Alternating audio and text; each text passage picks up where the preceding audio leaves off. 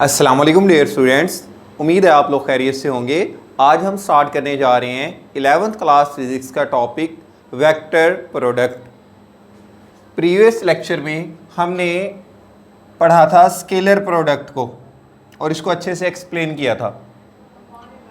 Next आज हम पढ़ने जा रहे हैं वेक्टर प्रोडक्ट, या इसको बेटा हम क्रॉस प्रोडक्ट भी कहते हैं, और ये एग्ज़ाम के पॉइंट ऑफ व्यू से मोस्ट इंपॉर्टेंट लॉन्ग क्वेश्चन है। अब अगर हम सिंपली वेक्टर प्रोडक्ट या क्रॉस प्रोडक्ट की डिफाइन करें तो डिफाइन में बेटा आप यही बताएंगे कि अगर दो वेक्टर्स का प्रोडक्ट लिया जाता है, प्रोडक्ट लेने पर अगर आपको एक वेक्टर क्वांटिटी मिलती है तो ऐसे प्रोडक्ट को कहेंगे वेक्टर प्रोडक्ट। अब इसकी डिफाइन भी बेटा आप इसी तरह से बताओगे, product of two vectors is a vector quantity, कि दो वेक्टर्स का प्रोडक्ट अगर वेक्टर क्वांटिटी मिलता है तो इसको बेटा हम कहेंगे वेक्टर प्रोडक्ट या क्रॉस प्रोडक्ट। अब हम वेक्टर या क्रॉस प्रोडक्ट के मैथमेटिकल एक्सप्रेशन को देखेंगे कि लेट्स सपोज हमारे पास दो वेक्टर्स हैं, vector a and vector B.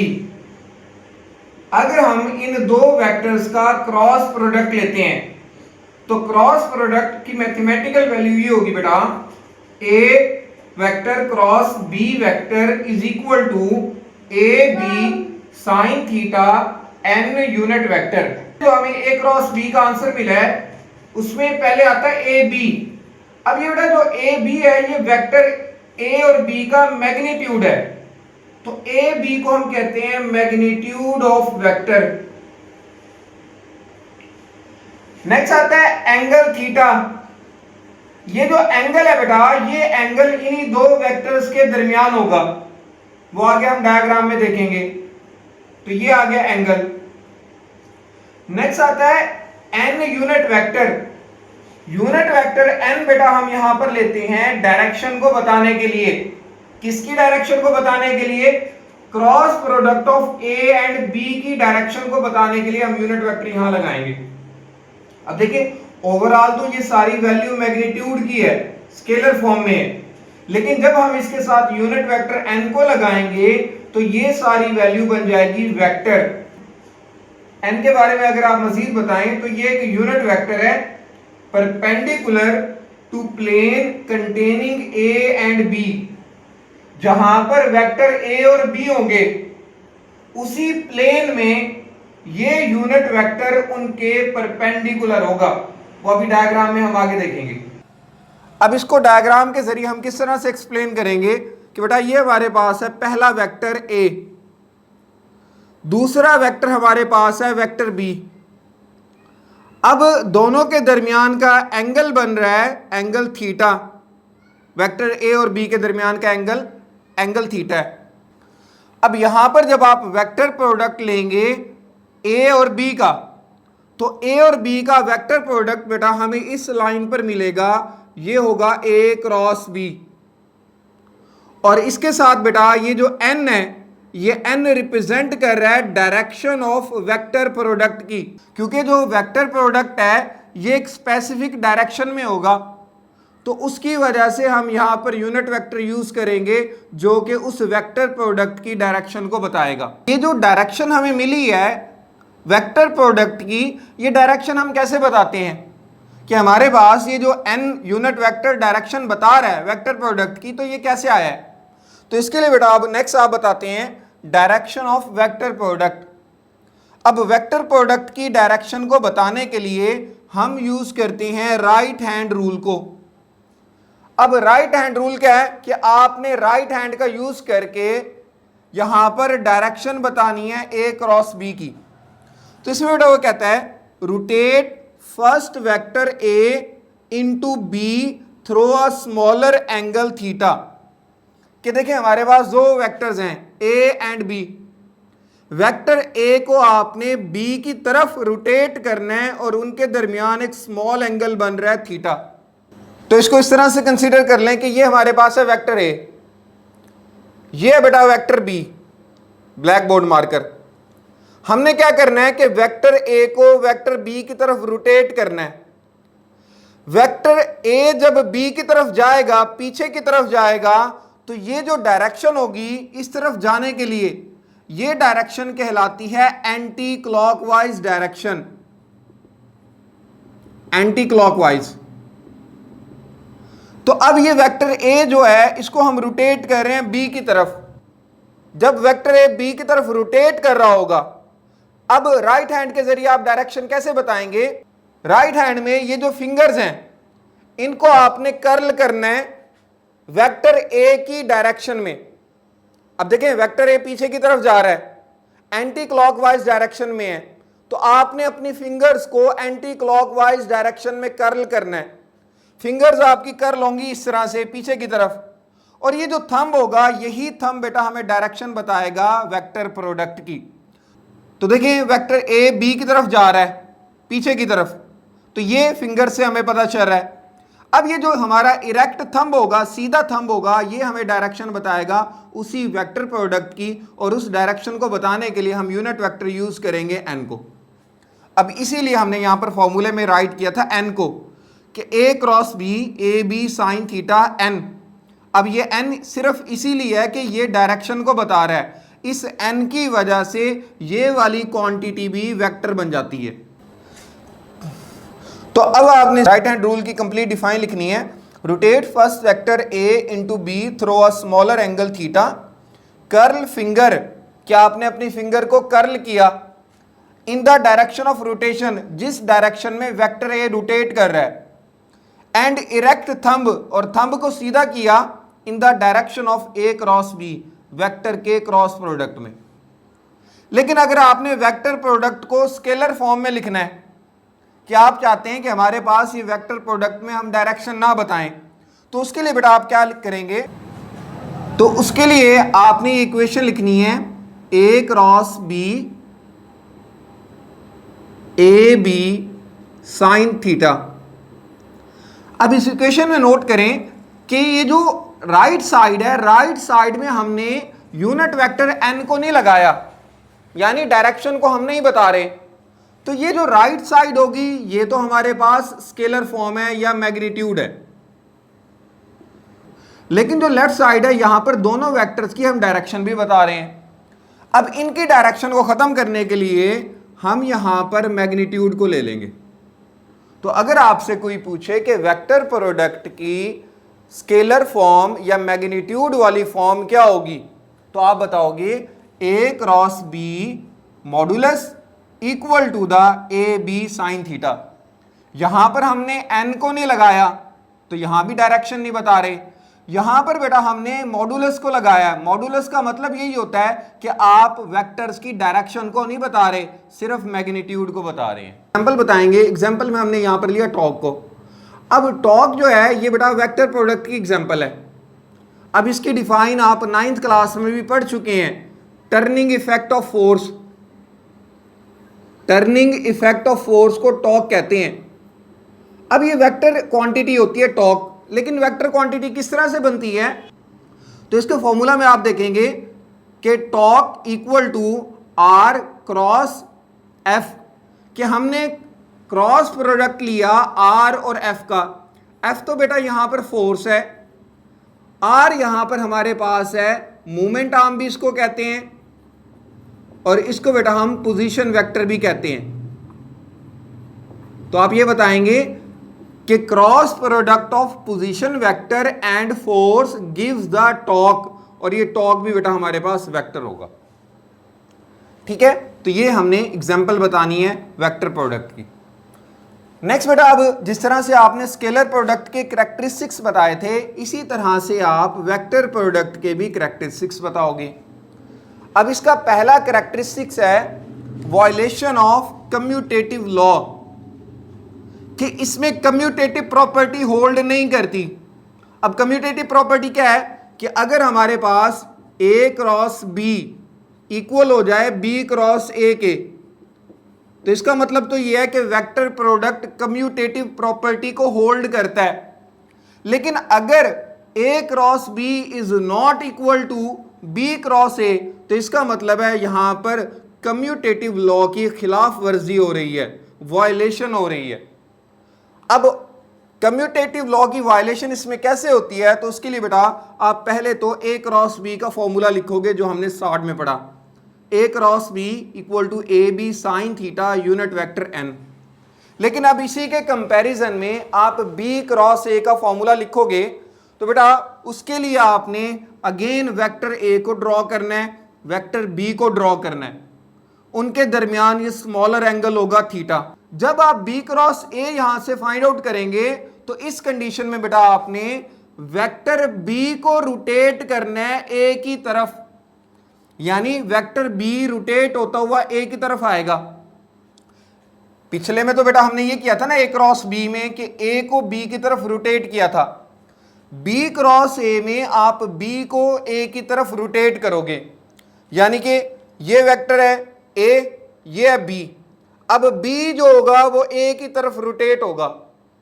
जब बी ए की तरफ रोटेट होगा तो उसको आप राइट हैंड रूल से ही बताओगे कि जो रोटेशन है अब आगे की तरफ है, रोटेशन जो है आगे की तरफ है। अब रोटेशन जब आगे की तरफ होगी तो ये जो डायरेक्शन बेटा हमारे पास बन रही है ये है क्लॉकवाइज डायरेक्शन। तो आप सिंपली यूं भी कह सकते हो कि आपने वेक्टर बी को क्लॉकवाइज डायरेक्शन में रोटेट करना है। अब अगर हम बी क्रॉस ए इसकी डायरेक्शन बताएं कि वेक्टर प्रोडक्ट की डायरेक्शन कैसे बनेगी, तो उसके लिए बेटा वही राइट हैंड रूल यूज करना है आपने कि वेक्टर बी आगे की तरफ आ रहा है ए की तरफ क्लॉकवाइज डायरेक्शन में, और जो इरेक्ट थंब है ये बेटा हमें डायरेक्शन किसकी बता रहा है, ये डायरेक्शन बता रहा है product cross product of b and a, और उस डायरेक्शन को बताने के लिए हम यूनिट वेक्टर एन का यूज करेंगे। तो यहां आप बताएंगे b cross A equal to b a sine theta minus N.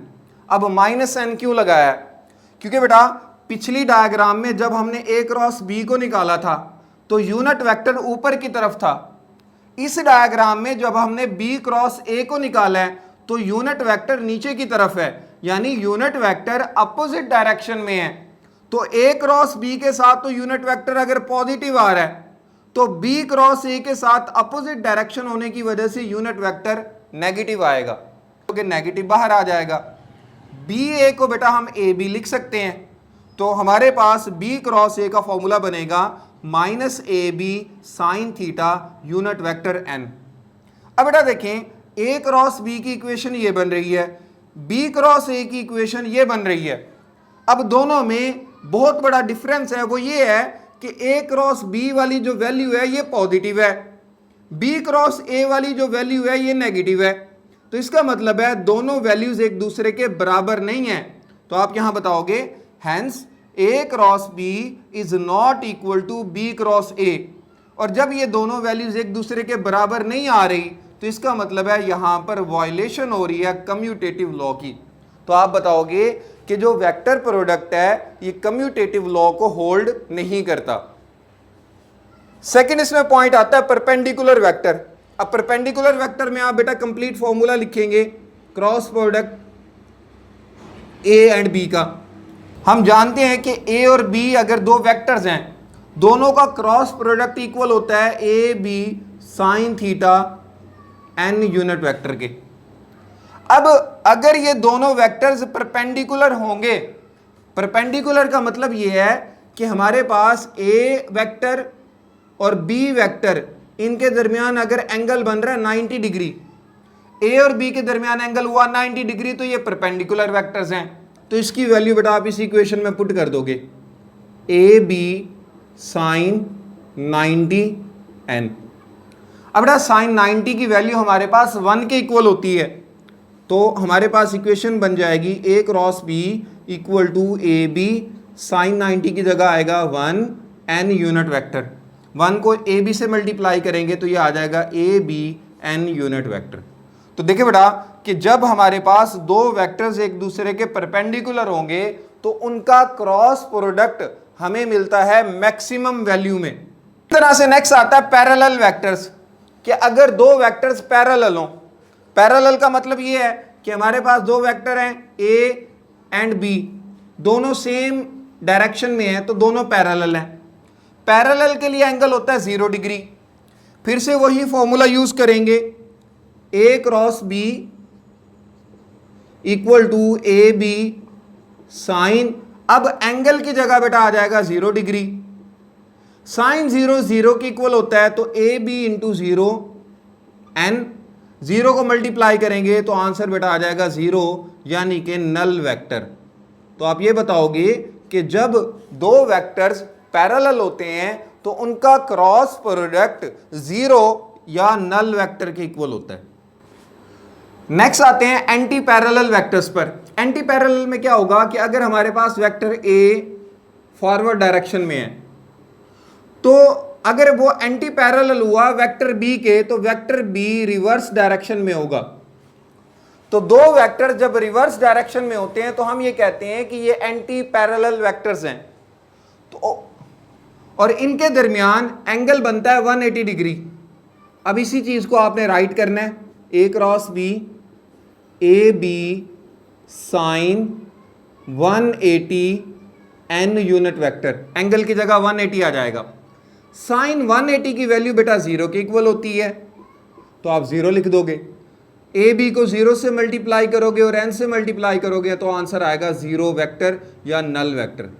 तो आपने एंटी पैरेलल में भी यही बताना है कि अगर दो वेक्टर्स एक दूसरे के एंटी पैरेलल हों तो उनका क्रॉस प्रोडक्ट भी 0 वेक्टर या नल वेक्टर के इक्वल आता है।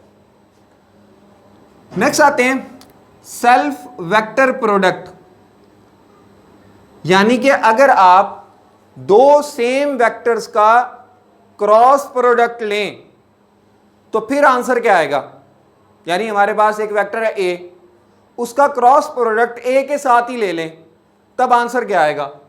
तो इसके लिए बेटा सिंपल सा यूं समझ लें कि ये हमारे पास है वेक्टर ए, दूसरा भी सेम वेक्टर है ए, दोनों का हमने क्रॉस प्रोडक्ट लेना है। तो बेटा जब वो सेम वेक्टर्स हैं तो उनका मैग्नीट्यूड और डायरेक्शन भी सेम होगी, तो इसीलिए इन दोनों के दरमियान डायरेक्शन सेम होने पर एंगल बनेगा 0 डिग्री। तो आपने वही फॉर्मूला तो पहले लिखेंगे आप, A cross A equal to A sine theta N unit vector. अब यहां बी की जगह पर भी ए है, तो यहां इक्वेशन में भी यही बनेगा, double A sine theta N unit vector. ए को ए से मल्टीप्लाई कर देंगे, ए का स्क्वायर। एंगल बेटा हमारे पास दोनों के लिए 0 डिग्री आ रहा है, 0 डिग्री पुट करोगे, एन यूनिट वेक्टर। अब साइन 0 बेटा 0 के इक्वल होता है, तो ये सारी वैल्यू जब आपस में मल्टीप्लाई होगी तो आंसर हमारे पास इक्वल आएगा 0 वेक्टर के या नल वेक्टर के। तो आपने ये बताना है कि जब सेम वेक्टर्स का क्रॉस प्रोडक्ट लिया जाता है तो आंसर 0 के इक्वल होता है या नल वेक्टर के इक्वल होता है। लास्ट में बेटा आते हैं, हमने यहां पर फाइंड आउट करना है वेक्टर्स की मदद से एरिया ऑफ पैरेललोग्राम। अब पहले तो यह समझना है कि पैरेललोग्राम क्या होती है। उसके लिए बेटा ये देखें कि ये इस तरह की जो शेप होती है ना, ये शेप तो कहलाती है रेक्टेंगल, ठीक है। अब इसी रेक्टेंगल को थोड़ा सा हम खिसका दें, यानी इसी रेक्टेंगल को अगर हम थोड़ा सा टेढ़ा कर दें,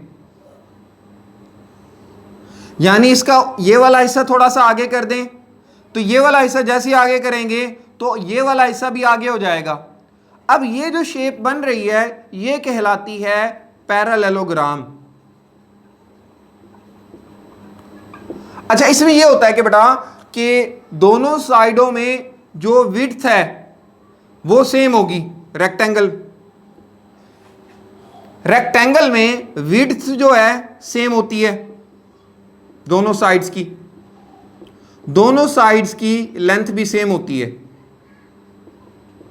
अगर तो विड्थ हमारे पास यहां 2 सेंटीमीटर है तो यहां 2 सेंटीमीटर होगी, लेंथ अगर 4 सेंटीमीटर है तो यहां पर भी 4 सेंटीमीटर होगी। पैरेललोग्राम में भी ऐसे ही होता है कि इसकी ये दोनों लेंथ हैं ये भी इक्वल होंगी, दोनों विड्थ हैं ये भी इक्वल होंगी। अब इसी पैरेललोग्राम का हमने एरिया फाइंड आउट करना है वेक्टर प्रोडक्ट की मदद से। तो इस लाइन पर बेटा हमें दिया हुआ है वेक्टर ए, इस लाइन पर हम ले रहे हैं वेक्टर बी को।